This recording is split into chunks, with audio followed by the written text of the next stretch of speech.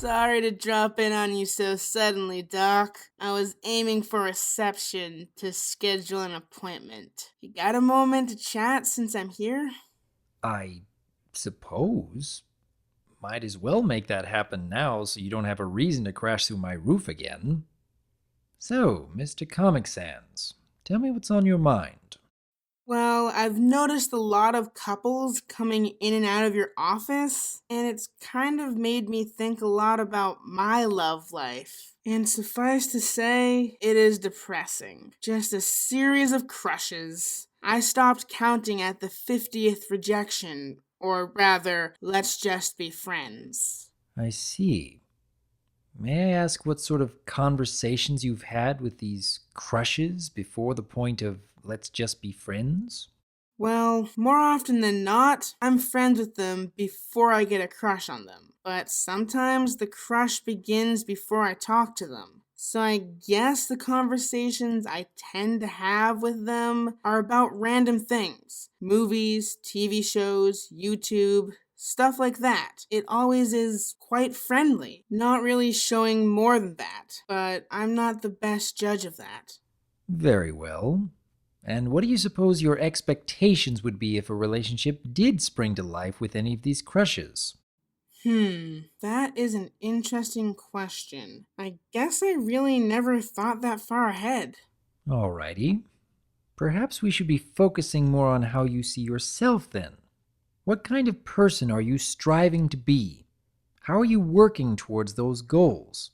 When you look back at the person you were, say, a year ago, how much do you think you have changed for the better? Well, I could give the standard answer of a productive member of society, but specifically, I'm aiming to be someone in the film industry. Not really a director, been there, didn't like it. More like a producer or an editor. I'm working towards those goals by attending film school. I guess looking back a year ago, I'm more open to things that might seem strange. For instance, the brony fandom. I wasn't a brony a year ago, though I don't really see how this relates to my curse of being just friends with my crushes. Not that being friends is bad, friendship is magic, but how are my future aspirations related? Well, I can't say for certain just what these past crushes were looking for in a relationship, or even if they were hoping for a relationship to begin with. However, I can say that a person tends to look for someone they feel really lucky to be with, someone they look up to, respect and admire their goals in life, feel more driven to better themselves because they want to be worthy of this person they want to be with. Think back to each of those crushes you were seeking after. What was the driving reason behind wanting to take that relationship to the next level? Was it more because you felt they were someone who inspired you and thus made you want to better yourself? Or was it more that you were hoping this person would make the effort to lift your spirits in some way? In other words, who were you expecting to make the greater effort? I'll start by saying I didn't go into every friendship looking for something more. With the exception of a cheerleader and two members of my high school color guard, most of my crushes have been friends of mine. The feelings I developed for them were out of mutual interest. For example, liking Doctor Who, or being a fan of the same YouTubers, or more recently, being a brony, or, well, Pegasister. The three outliers being the cliche nerd having a crush on the popular girl. And in what way would you inspire them?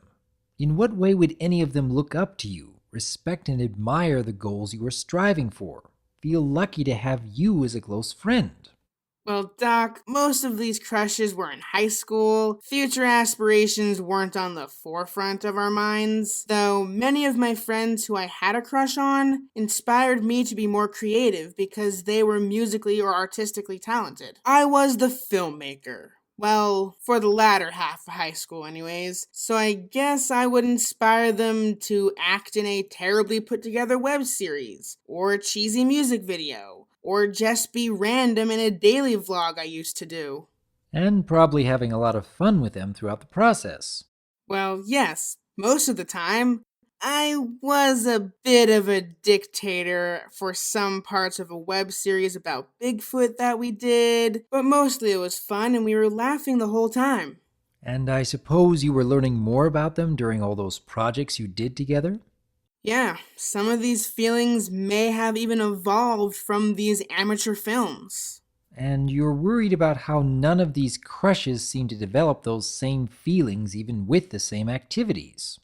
Well, maybe. There was one that almost became something, but fate stepped in and she moved away and I lost her number. Most of the time, I guess it's more of me questioning what is wrong with me. Why don't they like me in the same way? Is it something I said, did, the way I acted? I actually got to the point where I'd get a crush and immediately begin convincing myself not to bother and move on. So I guess I'm my own worst enemy in a self made problem.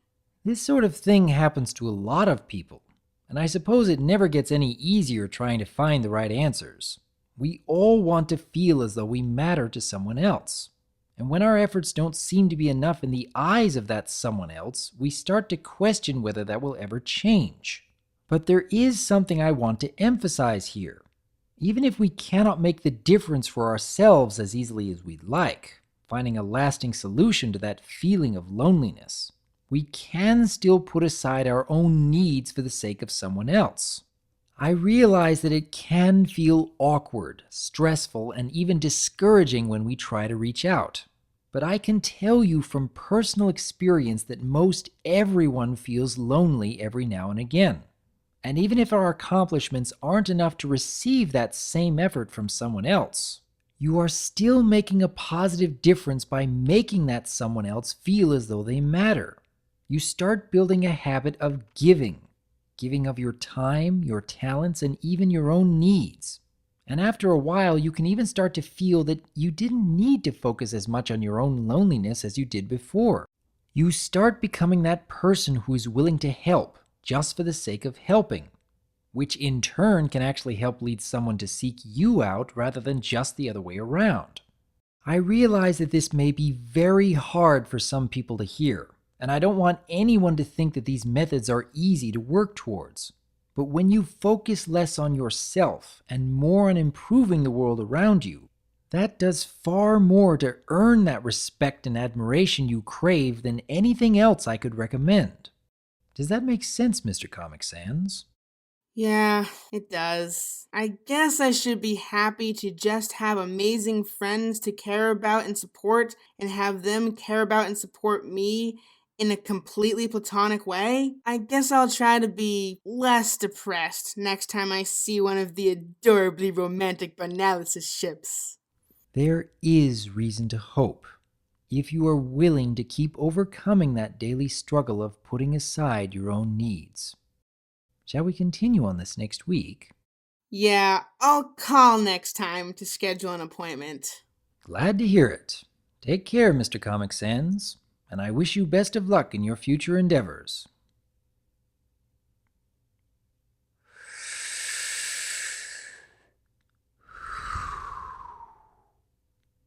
It's good to be helping.